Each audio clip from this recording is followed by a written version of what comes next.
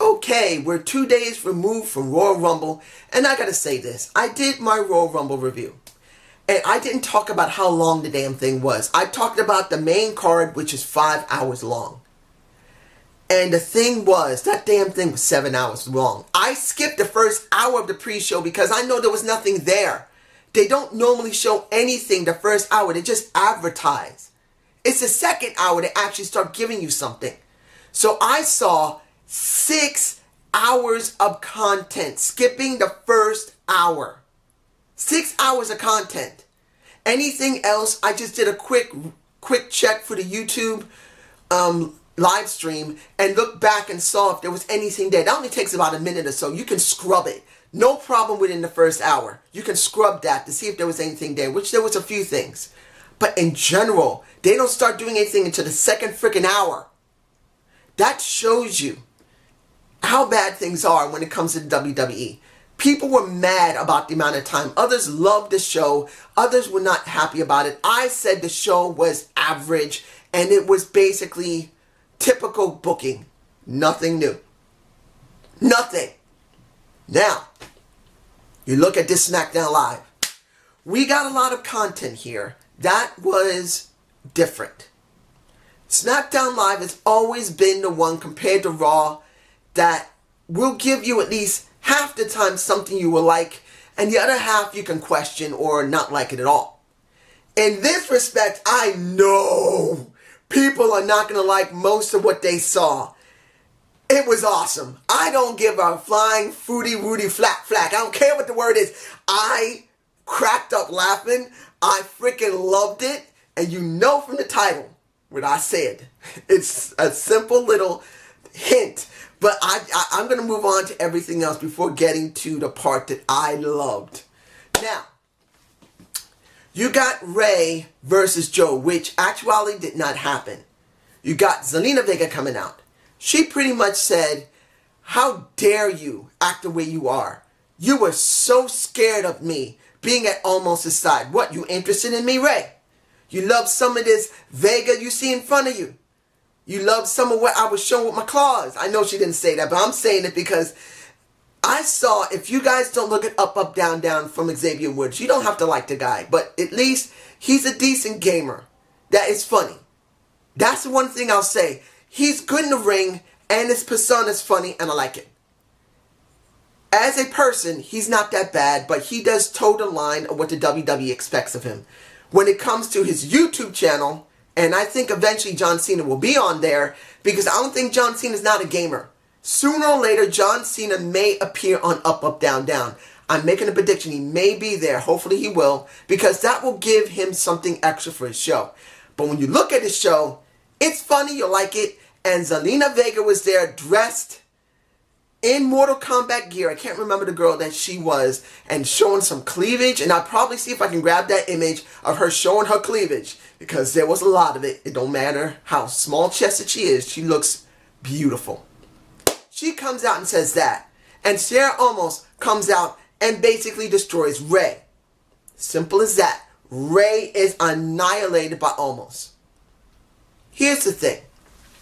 Ray and Almost need a freaking title. I'm sorry. I'm sorry. It just doesn't work for me as it stands. Yes, they have built up to a point where you can see that Almost admired Ray. He tried to imitate him in certain ways. He was motivated, inspired to a certain extent. He's from a wrestling family too, but it doesn't mean he didn't look up to him. But in this situation now, because they have not built Almost well, and Ray hasn't done that much either, they need a freaking title. They need to go after the U.S. title. Yes, I know. And I'll explain later. It doesn't have to happen now, but I wish this was going on later compared to now. Let's move on to the 4-way elimination match. When you see the beginnings of this situation, when The Miz and Shane came out, look, I'm not going to say I was 100% interested in this story of Shane and The Miz. I wasn't interested, particularly I didn't watch Smackdown on Christmas and New Year's, and I didn't really get the full gist of what was going on. But I have been up to speed at least enough to understand why they're doing it. and why people actually like it, because it's a feel-good moment. The Miz never got it from his dad, seeing that, well, he's in the WWE, I like it, but I don't really believe my son has accomplished anything. Actually, in real life, he probably is very proud of his son, but you know what I mean. They tried to set up the story that The Miz was lacking something because he never really got recognition by his dad. And when it came to Shane, and he did say in some interviews he always wanted to team up with Andre the Giant and become a tag team champion as a kid. So they took something of real life of each one. The Miz wanting to show his family that they want him to be proud of him, and pretty much Shane wanted to be a tag champ, swish them together. Now, was the vid pack okay? It was fine. I can understand in one respect what The Miz was trying to relay about his father not really being proud of him as a champion. I never got that with my father. My father never gave a damn about me. He always complained. A little tiny story. As a kid, I'm dyslexic. They didn't understand what dyslexia was when I was growing up in the 70s and 80s. Not until near the 90s did they know what I had, having a learning disability. My dad never gave a damn about me. He had other kids that were like nearly 20 years older than me when I was born. Nearly. And when I was growing up, I didn't have it. I legitimately worked my ass off to go through almost every special educational prototype program in New York there was. Legitimately. I was one of the rare few where all the stuff they're doing now for people in special ed, I legitimately was a part of it. I take pride in that. I legitimately was part of all the prototype programs they went through back in the 70s and 80s to try and help kids that are being helped now with dyslexia and any learning disability. My dad never cared. So I can understand why this was a very special moment for The Miz and why people kind of resonated with it. Because there's a lot of people who have fathers that never really cared about them and thought they amounted to anything. I never did with my son. I always said I loved him, legitimately. I would never do that to any. I have a son. I would never tell my kid. If he ever saw this, if Ivan, that's my son's government name. If he ever saw this, and he's like 22 now. If he saw this, he would know. I always sent him letters saying I was proud of him.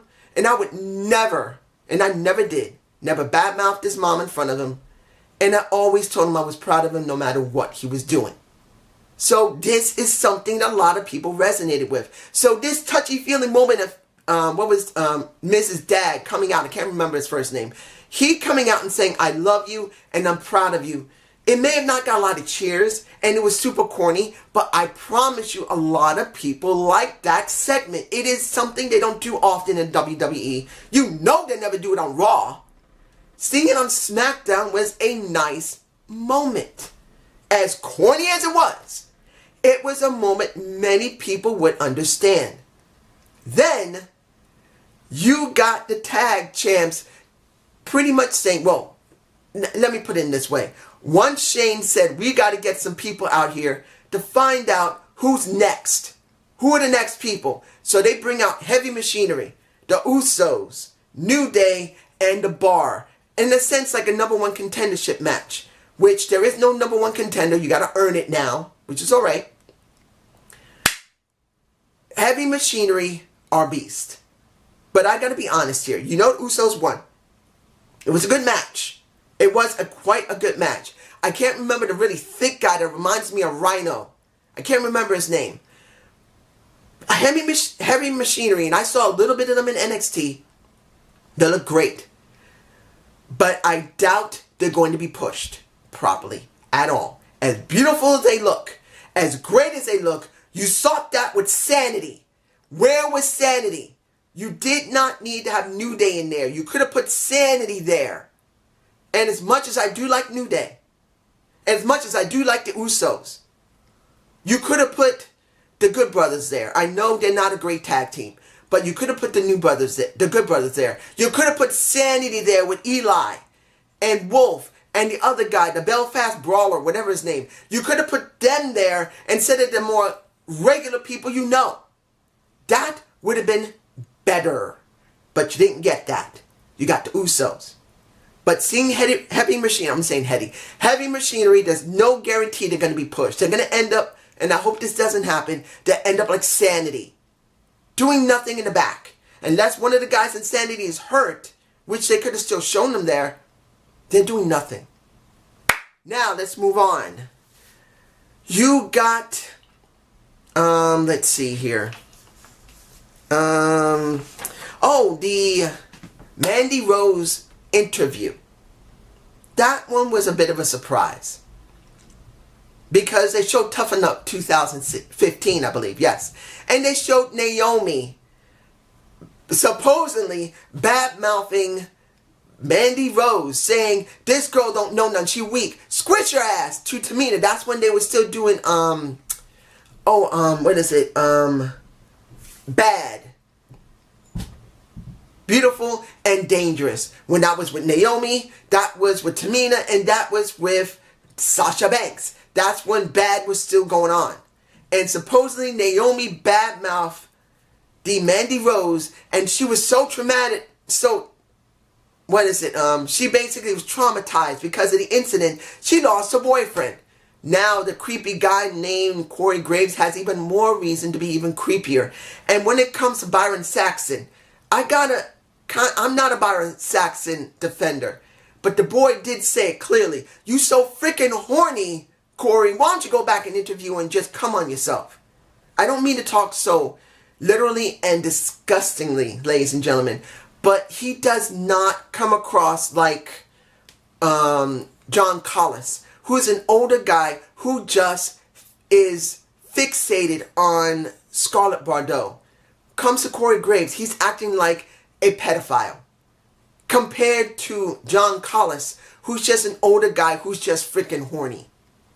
There's the difference of a horny guy and a pedophile. You can tell the difference. Horny, pedophile. But in the end, you see that. Now the question's going to be how far they're going to go with them becoming champs. Not far, I don't believe. Now, let's do the Daniel Bryan segment, the end of the show. Woo! Daniel Bryan comes out. Has a good promo, not bad. Putting over Rowan. No longer Eric Rowan. Rowan. Both of them environmentalists. Both of them care about the environment. Care about being conservationists. Telling everyone they're just pieces of garbage because they eat meat. They destroy the environment. And they don't understand. They're brainwashed by AJ Styles, by the WWE, and by corporations. Rowan comes out. Doesn't really talk much, which he's not supposed to. You got Daniel Bryan, who's supposed to be the mouthpiece. Leave it at that. Do not have Eric Rowan talk much or talk at all. So when they brought the garbage pail from the side into the ring, I'm saying they're not going to do the 1990 something with Alundra Blaze. I believe it was Alundra Blaze, who had the women's title because she left WWE. She kept her title because when you wrestle, you actually have to pay for your own title in some cases. Then and now you get a title, you got to pay for it. She threw that freaking title into the garbage. Look what Daniel Bryan did. He did not want to keep that title. It's a piece of garbage. He threw the title into the garbage. Eric Rowan gave him the bag, which I saw in his back and I'm thinking, what is the bag? Is that something like a title or something? Some special meaning of something? And I was right. It was a title. And it looks like a woman's title. I'm sorry. It looks like a woman's repurposed title because of the color. I'm not saying that it isn't leather. Let's be honest. It's freaking leather. That's not hemp. You can see how it looks. It's leather. It's not made out of hemp. They just dyed it in that color to make people think it's hemp. Hemp material does not look like that. At least that's what I understand. If I'm wrong, you guys tell me below I'm wrong. Fine. If it's really made out of hemp, I apologize. But it looks like a woman's title. It just does. It just looks like a woman's title. And it doesn't look like it's made out of recycled stuff. It looks like there are diamonds on there. So you got AJ coming out saying, you say that thing's made out of hemp? Did you smoke the prototype? I was going, you did not go there. You did not go there. I was surprised he said that. Because that was a bit of a surprise. He actually said, did you smoke that mess before you wore it? Or after you wore it? I don't know. But then, Mustafa Ali comes out.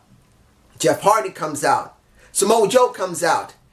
You got Randy Orton coming out saying they want a shot. So that means there's going to be some type of fatal four-way or something. That's what I thought before the fight broke out. And once Samoa Joe got in that ring and started saying to Mustafa Ali, you should shut your damn mouth because I laid your ass out. Pretty much, I knew this was going to be good. A fight breaks out. Daniel Bryan's on top of the table saying no one's ever getting this title. You can never touch me. And then Triple H, Mr. who's coming to take over the WWE in 2050, because we don't know how long it'll be before Vince and Kenny McMahon will relinquish his control of the business. He's 73 almost. He's 72 going to 73. The guy could still run the place into his 90s. There's nothing that keeps him continue running the place as long as he's clear-minded and he can still do the business. But when it came down to it, he says, Daniel, you're not going to be challenging any one of them. You're going to challenge all of them in the Elimination Chamber. There you go. Now you got that bit done. That is done. Okay. I'm actually interested in this. I'm actually interested in Elimination Chamber for this. Now, almost forgot. When it came to... once it came to Becky coming out. She came out to a standing ovation. But this is the thing people don't get. She's going to WrestleMania, going against Ronda Rousey. She's not staying on SmackDown Live for much longer. She's going to Raw. So as much as you want to cheer for her, you're going to lose on SmackDown Live. You better hope they book her right on Raw because that's where she's going. But here, she spoke well. I liked it. Then Charlotte comes out. Charlotte pretty much says, thank me for pushing you to become the man because the queen made the man who made you be loved by the crowd, be able to get what you want, to be able to get into the Royal Rumble. I congratulate you getting to the Royal Rumble. You used your will to get in there. And in the end, you are going to WrestleMania instead of just, well, she didn't say this, but basically not being the pre-show, being the main show. And you know what happened? She decked her ass. And it's in my face. I enjoyed that moment. She decked her ass. Walked out of the ring. And if it was left like that, that would have been good. But it got a bit better. Charlotte comes and starts attacking her from behind. They have a brawl. Now, we know we still have several months before this WrestleMania match happens. And a lot of people believe that Charlotte is going to be involved in that match. Which there's a very good possibility she will, and I don't agree with it.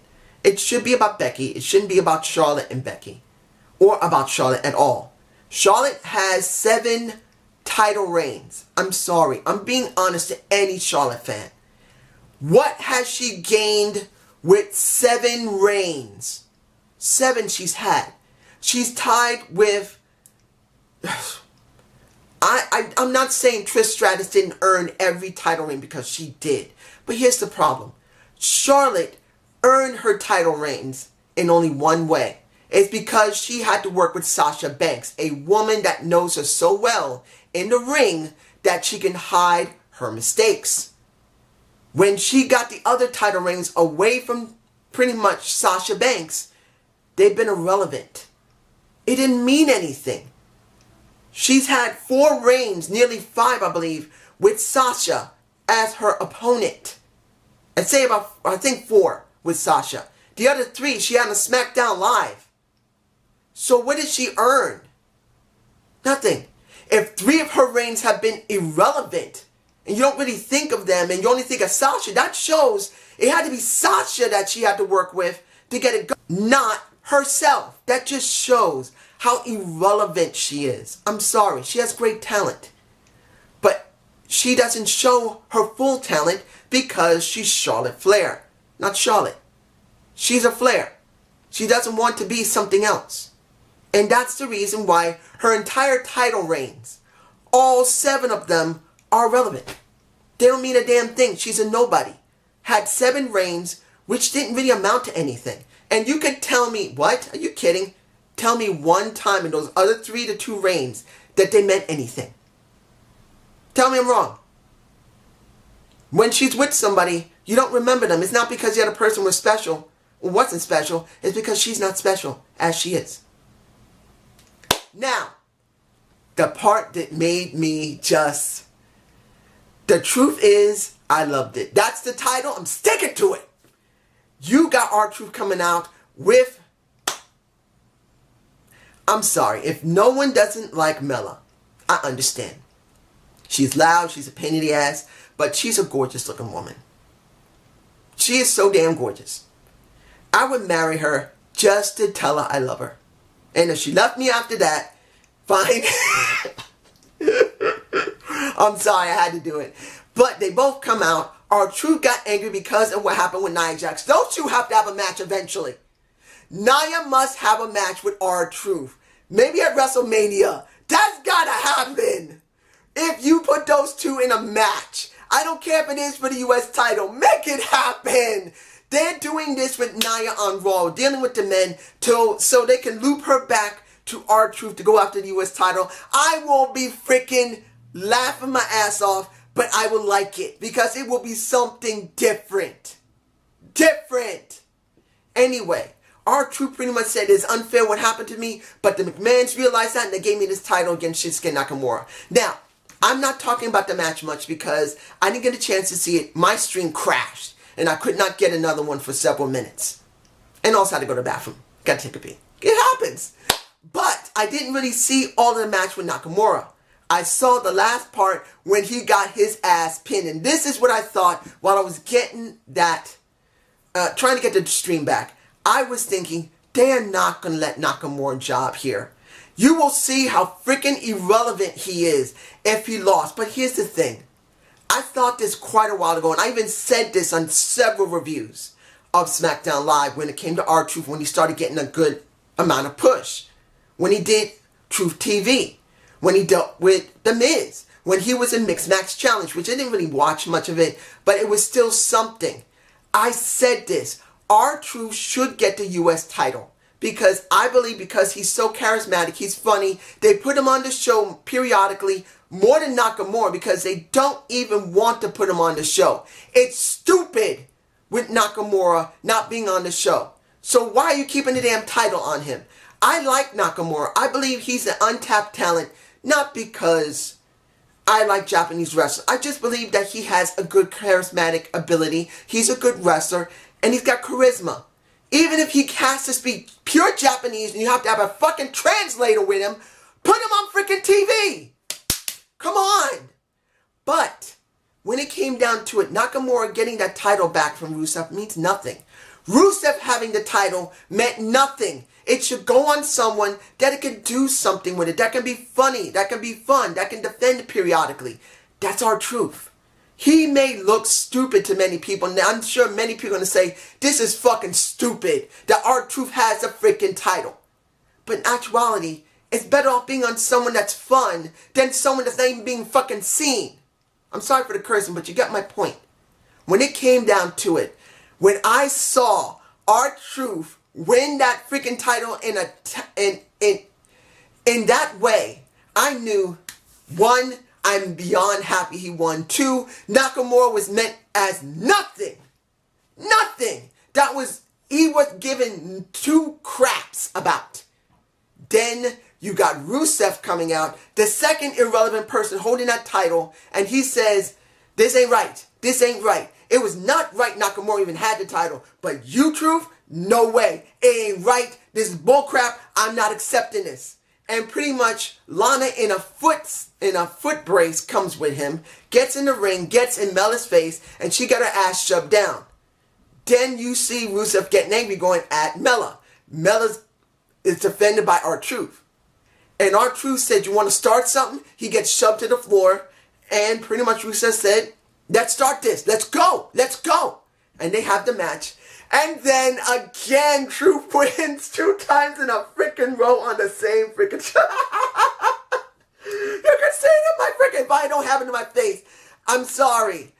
But I'll show a picture of Truth. It's been in my face for a bit. I will show Truth standing there with the freaking title. With his head held high.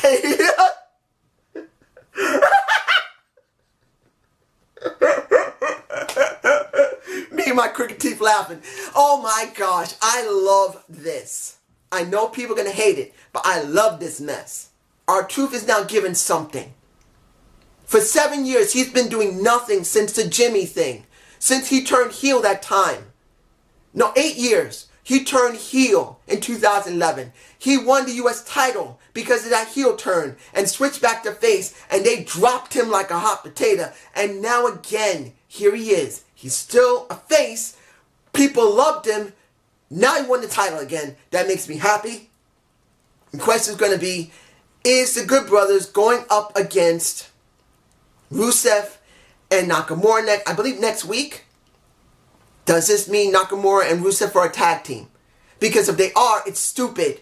Because you should have kept Rusev and Aiden English together, because Aiden English and Rusev were hot last year and they did nothing with them. So that means Rusev and Nakamura are going to be treated like shit. I'm so sorry for the cursing. If you're watching, my cousin, I'm sorry. I try not to curse, but I get very angry about these situations and I lose my temper. I'm sorry. I hope you don't hate me for it. Anyway, have a good day. Have a good night. Peace.